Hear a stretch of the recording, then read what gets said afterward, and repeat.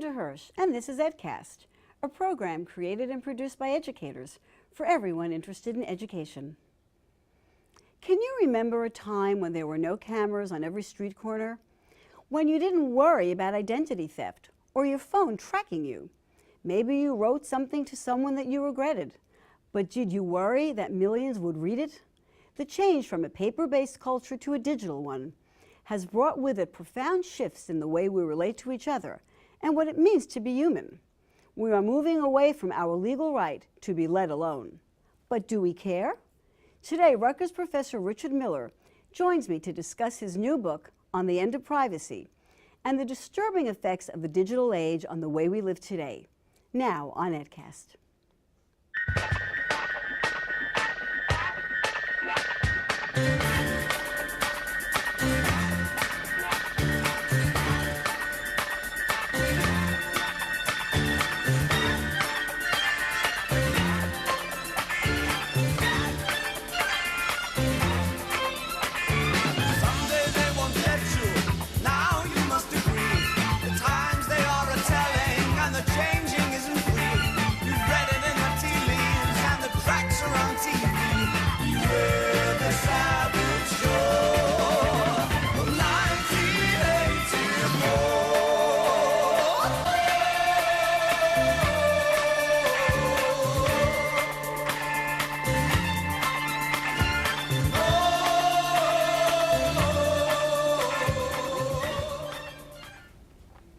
My guest today is Rutgers University professor Richard Miller. For many years, he has studied the effect of digital technology on the nature of literacy. He is a frequently invited guest lecturer at campuses across the country. His latest book is On the End of Privacy, Dissolving Boundaries in a Screen-Centric World. It is a powerful look at the changing nature of a world in which everything that can be seen or heard can be published and shared instantly. Thank you so much for joining us today, and congratulations on the book. Thank you. I wanted to, first of all, ask you about the genesis of the book. How did you prepare for it? Why did you write it? Well, it actually goes all the way back to 2010. I decided over the summer of 2010 that I was going to stop writing academically for a while. I was going to stop submitting work to paper-based publications. I'm a writing teacher by training, and I wanted to learn how to work on the internet. So I had set up a blog, and I had started writing and started figuring this stuff out. And we got into the fall semester, and at the end of September, suddenly Rutgers was in the news all across the country because Tyler Clementi, a first-year student at the university, committed suicide. And his final act was to update his phone and with the Facebook app, and then update his status on the Facebook app with the message jumping off the GWB, sorry. So let's go back to all of that for a minute now, because that really is key to what you're writing about in this book. So you said you only wrote on your website during this time, and you really wanted to become digitally competent, proficient, whatever. And I know that you feel that the shift from a paper-based to a screen-centric world is a major shift in how we view things. And of course, your book is titled On the End of Privacy. And you do talk about a number of key events that you feel underscore this, and Tyler Clementi's suicide is one of them. So tell us a little bit more about why you feel that his suicide is a reflection of this erosion of our right to privacy. Well, it happened at my own university, so that was close to home.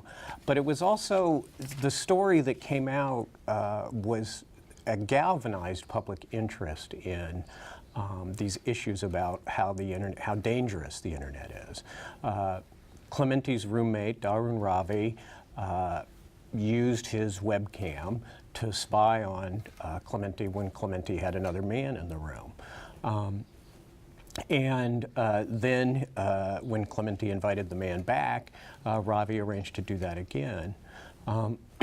At some point, Clementi realized he was being spied on, and the story then gets picked up that Clementi was outed as a gay student, that he had been cyberbullied, and there you have it. You know, our greatest fear that now that we have these portable cameras, these handheld cameras, that our most private moments are subject to being recorded and then published without our consent. Your book does say that he wasn't really outed, that he had already come out to his family. So. Yeah. But I came to be interested in how the newspapers were telling the story, and how the celebrities were telling the story, and how the rich complexity of Tyler's life really complicated that story. And so part of why I wrote the book was I felt you're not doing respect to the person who's died if you flatten them out into this representative victim, which I don't believe Tyler was. Now, does the screen culture lend itself to that more readily than the paper-based world? Unquestionably. And how so? Unquestionably. It's the massive distribution of it. It's that anybody with access to the internet has access to a virtual infinite library of pornography for free. And I think that this is fundamentally changing how children are growing up now, their experiences of sexuality, their expectations of what sex involves. It's also the case that in the year that Tyler committed suicide, the most searched after term on Google was chat roulette. Oh yeah, tell us about that. So I hadn't heard that before, well, no, by the way, so I read the book. Yeah, and I just gave a talk on the book, and I asked a room, how many of you have heard of chat roulette? One person out of 50 people raised their hands, and I was like, you know, 8 years ago, this was the most searched after term, more searched after than Justin Bieber, believe it or not. So what is chat? So chat roulette is, you think of Russian roulette, where you're spinning a cylinder with a bullet in it, but what you're spinning here is the opportunity to chat with someone at random. And so you agree that you won't be offended by what you see, and then they queue you up and they link you at random to other people with video cameras. And what happened on chat roulette, the reason why it exploded, was that it became this opportunity for both voyeurism and exhibitionism for free. And so it was there are a lot of memes on it that are really hilarious, but it's quite clear that a high percentage of the activity on chat roulette involved men exposing themselves or pretending to expose themselves. There are a lot of memes where people are pretending to masturbate, and then their hand comes up and they're actually just washing a plate. You know, that's the big surprise. Right, ha ha. But so it's that was in the air. And in what way do you feel the Tyler Clemente's story was misrepresented? Well, I think the flattened story and the story that was told largely in the legacy print-based papers represented him as a victim of this digital technology. Right. And then the digitally based news organizations, like Gawker in particular, they immediately uncovered this online information about Tyler, his participation in his chat room on a gay porn site, where there was actually time-stamped reports from Tyler throughout the days in which he'd been spied on. And that really is what got me thinking immediately about, wow, you think you're just typing into these phones, but actually everything you type in there is time-stamped, it's location organized, and this information just became instantly available. Do you think that did contribute to his suicide? I mean, what do you think pushed him over like that? Well, I spend the whole book trying to think through that, right? Because if you read all of his contributions to Just Us Boys, he never comes off as frantic or so despondent. And I say in the book, the last comment on that chat, which is 7 days after Tyler stopped posting and then the news broke, that he had jumped from the bridge, and the men in that community are writing and saying, please check in. But the last comment is so piercing for me, where this man says, I hope it's not you, buddy. This was really not worth killing yourself over. So in one way, you could say my book's an attempt, it's the result of 8 years of trying to think about how do you make sense of the last act being the writing of this sentence jumping from the GW Bridge. Sorry. And that sorry is one of those key terms. You know, if you want to get back at your roommate, I don't think you go all the way to the George Washington Bridge to jump off. I want to look through or talk about all the other threads that you tie into this, and I want to mention, and again, because it's going to come up again, that one of the things you begin to point out right at the outset is that of all the kids or young people involved in doing this, and they testify and they tell what happened, nobody ever says, I said to him, you know, don't do this. I said, oh, we shouldn't set up the webcam. You know, that's a bad idea. And I think you point out consistently, so I want to go back to that nobody ever says, you know, it's not a good idea. Right. So let's go back. I want to follow through some more of these threads because they're quite interesting. And the other one that you spend a lot of time on is the Bradley Chelsea Manning story of WikiLeaks. So tell us about that a little bit. Well, the way the book works is I just felt that to understand Tyler's actions, I really needed to understand this whole digital world, because I do feel that he jumped off the bridge into a different reality, and one that I didn't understand anything about, and I wanted to.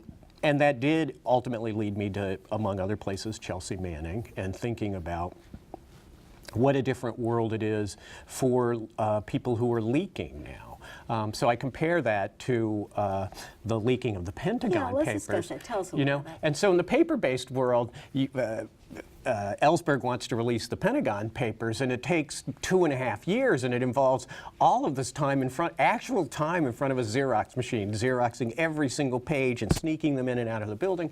And I just think, look at how different that is to Manning bringing back those little cards that fit into your camera, and that had all the data on it, that little camera, and then he releases an entire database. So all of that seems different. The Pentagon Papers, we got a narrative. When it finally came out, it was so devastating because it was comprehensive and authoritative.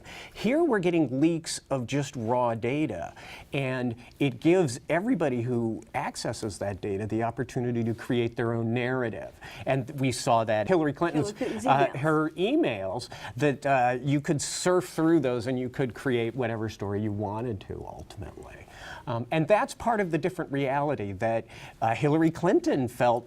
She had her server in her basement, therefore the stuff that was on her server was hers. Right. But it turns out, no, that those emails are wherever she sent them, they're still there. She can erase her own server, but those emails still exist. You mentioned something that I didn't even know about, and that is how people can retroactively make things appear differently. And you mentioned President Trump talking about that Miss Universe contestant and saying something really bad about Alicia her. Mikado. That she had a sex tape and that she was really awful. And then you talk about that up until then, when you look for her, you don't see this kind of information. Tell us a little bit about what happens once the president says she has a sex tape. Yeah, check out the sex tape. Yeah, check out the sex tape. And, what happened then? This is when people talk about fake news. This is a great example of it. He takes Alicia Mikado, who Hillary Clinton brought to the second debate, and he was really shocked by that. And it took him 2 or 3 days to tweet, but then he tweeted and said, you know, check out the sex tape. And then lo and behold, with Google, you can watch how searches change from day to day. And suddenly, of course, people rush to the internet to say, well, where's that sex tape? Right. And then all of the pornographers who are out there at Pornhub and all these other distributors of pornography, they just pull up videotapes and they put Alicia Mikado's name on it so that people will watch the video. They create the appearance that there's evidence, but there wasn't any evidence. There, as I go into great detail to show, there is no sex tape with Alicia Mikado in it. There is no sex tape. There is no sex tape.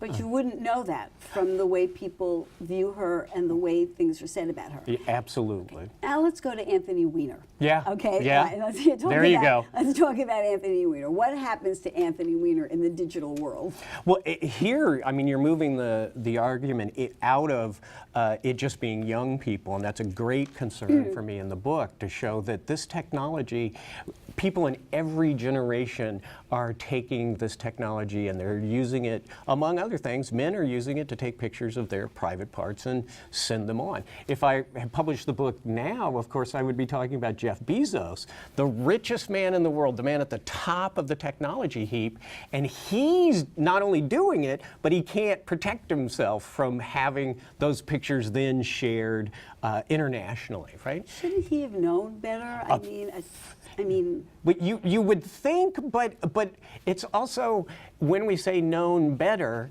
then there is some sort of erotic thrill that people get out of sharing these visual images, right? And it may be the riskiness. I don't know, but I would be more inclined to say, as the richest man in the world, he thought he could never get exposed. And the moral of that story for me is that wealth will not provide privacy in all areas. I think wealth will protect people's financial records of the super wealthy. But what has sort of an endless audience is stories like Wiener's about people in power who are shooting pictures of their own genitals and sharing them. It's a funny thing that didn't happen in the, before we had this technology. Now, there's a story in the paper today that made me think was relevant, and it's about a teacher who sent a topless photo of herself to her boyfriend. Yes.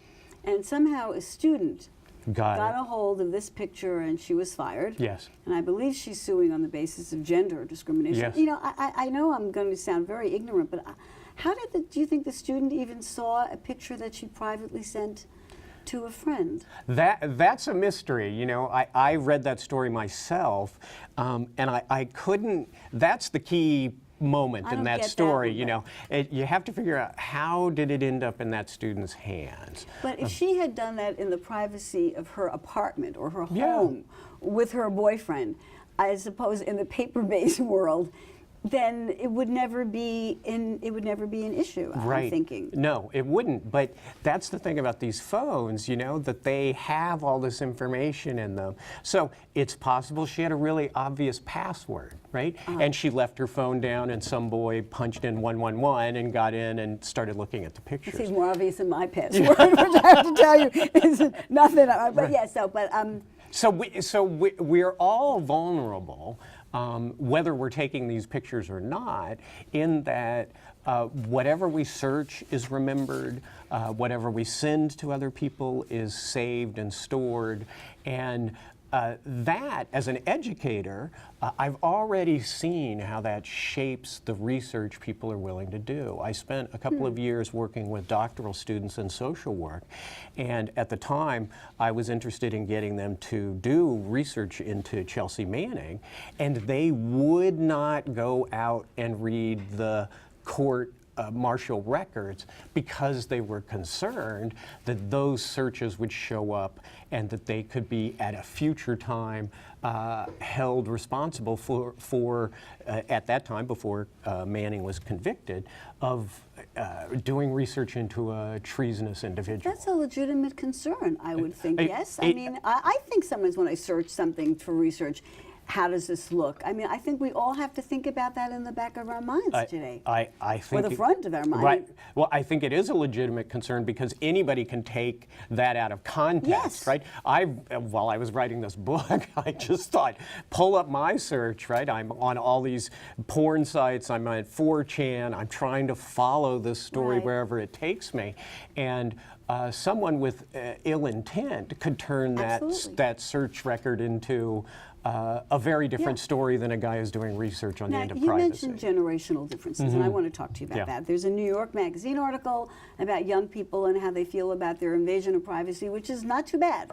Don't really think too much. Do care about it. So what do you see as the generational differences here, and what are the implications of that? Well, I mean, we see it when Zuckerberg testifies before Congress, and the senators don't even know how their own phones work. So they're not in any position to ask the kinds of questions that we as a nation need to be thinking about what is right to privacy in a digital age. So I think that generational problem is a huge one. We do not have people in power who are positioned to be thoughtful about this, and that extends back to the Obama era. I write about when Manning had his release of those the embassy communications under when Hillary Clinton was Secretary of State. The official policy of the Obama administration is you cannot visit WikiLeaks and read these leaked documents because they're secret or confidential. Meanwhile, everybody else in the whole world is reading them, so our official policy is you have to be ignorant. So that generational problem, I think, produces problems with national security. It produces problems with global politics. Do you feel, I'm sorry to interrupt, you were mentioning earlier, though, about people who send out sexual things like Anthony Weiner, that they, and Bezos, that maybe they want to be caught or there's some kind of thrill about doing that. Do you think that young people, aside from porn, I mean, really want to share in this sort of compulsive way that they really want to be out there sharing everything? And that's why they don't care about privacy. Well, they crave the attention, maybe. Well, I think if you look at the Kardashians, they reveal to you that there's a tremendous amount of money to be made into turning your entire life into a voluntarily invasive story about you. So I think, again, as an educator, I think what's the currency of exchange now is flesh. How much flesh will you expose? How much will you share with other people on Instagram, on Tumblr, on these various sites? So I think there's a radically different relationship to exposing the body for commercial purposes. We saw that in the college admissions scandal, right? One of the daughters in this college admissions scandal, it was at USC, and she was an official product she's an influencer, right? You know, and so for her, college was literally just the stage for her to market and wear clothes that are expensive. Yeah? I was in an eyeglass store this week. I mentioned you that I referred to your book this week. Okay. And after, when I was leaving, the young man who owns the store asked me if I would be on his Instagram account, if he could take my picture. And I said, no. And I said, you know, I'm just finishing this book. You know, I read this book on the end of privacy, and I don't want to be on your Instagram account. And he said, well, that's the price of freedom. And I said to him, well, that's the price you pay for giving up your freedom. Right. And he looked at me, and he was a very nice young man, and we were laughing about it. But, you know, for him, you know, having an Instagram account and putting all his customers, maybe, you know, putting it on there was nothing. Right. You know, and he, I guess, feels that because of 9/11, you know, that we accept facial recognition and AI, we do all these things to maintain our freedom. So what do you say to that? Because there is that way of looking at things. That, oh, well, this is the price of freedom in a way. You know, we have to be worried about terrorism. We have to worry about these things, so we give up these other things. Yeah, I think that's a really odd argument to make, actually. I would say I think he's right. It is connected to 9/11, but not. He didn't say that. Yeah, but I mean, that's a logical place to connect it. But I wouldn't connect it via freedom. I would connect it via fear. That instead of responding to 9/11 as the most powerful nation in the world, we responded as the most frightened nation in the world. And we've lived that way ever since then. We don't trust each other. We have the Patriot Act and these various super invasive policies about privacy that aren't actually the price of freedom. They're the removal of our freedom in exchange for the appearance of safety. Right. And so I don't think it's the price of freedom to have the internet. Europe is already trying to enact laws that say you have a right to be forgotten, right? And the internet, to be let alone, right? And we do, again, from the college scandals, we know that they were photoshopping kids' faces onto the bodies of athletes to get them admitted. Your face, once it's out there, can be put on any body. We're running out of time, but I just want to get to education because it's so important. In the book, you mentioned the implications of this for education. What are they and what can we do? Well, the short answer is that our institutions up to this moment have been designed to facilitate a world that's based on and depends upon paper. And we don't live in that world anymore. We live in a world that is screen-based and screen-centric. And so the change I see that is needed for education is actually foundational. It's not a modest tweak. It's to say, instead of teaching people that they have to store information inside themselves, what we have to do is say, no, we live in an information-saturated world, and education from this point forward has to be about creativity. How do you connect things? And then, once you're doing that, what are the ethics of how you're connecting them? What's missing in all of these conversations, and it goes back to why didn't anybody say anything, is what does it mean to be an ethical person in the digital age? And I think that's that's the question for our time. And I think we can end right there, because that is indeed the question for our time. Yeah. Thank you so much Oh my gosh, thank you for having me. Richard Miller, on the end of privacy. It was a really wonderful conversation. Thank you. Thank so you, much. Linda. It's a pleasure. Don't go away. We'll be back with our Ed Bites.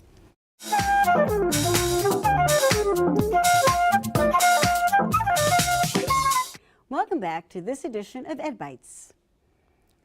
In their efforts to prevent violence, some schools are assigning police officers to their high school campuses. New reports indicate that the presence of police could have negative effects on student learning. According to two studies, one in Texas and one in New York City, increasing the numbers of police led to worse student outcomes. Texas schools saw lower graduation rates and college enrollment. In New York City, police presence resulted in lower test scores for Black male students. In an October 2018 EdBite, we reported that educators were asking schools to consider later school start times so that teens could get more sleep. Rather than beginning the school day at 8 a.m., researchers suggested starting school at 9 or 9:30. Some new studies show the results of following that advice. After Seattle high schools pushed back their start times from 7:50 a.m. to 8:45, sophomores started getting better grades. According to one of the study's lead authors, teenagers were also getting more sleep, quote, closer to their natural sleep pattern on weekends. Following our recent three-part series on specialized high schools, new data arrived regarding the class entering these schools in fall 2019, and it is less diversified than ever. Only 7 Black students were accepted to Stuyvesant. 51% of offers to specialized high schools went to Asian students, and 28.5% to white students. These results have renewed calls to eliminate the SH-SAT as the admissions criterion. We appreciate your responses to our series on admissions to New York City specialized high schools. To improve diversity at these schools, viewers suggested improving the quality of education at elementary and middle schools and encouraging more minority students to take the admissions exam. Some commended those students who worked hard to do well on the test, while others saw the exam as an unfair, unreliable measure. That's it for this edition of EdCast. Join us next time for more conversation about education. We'd like to hear from you. Please send your thoughts and comments to cunyedcast@gmail.com.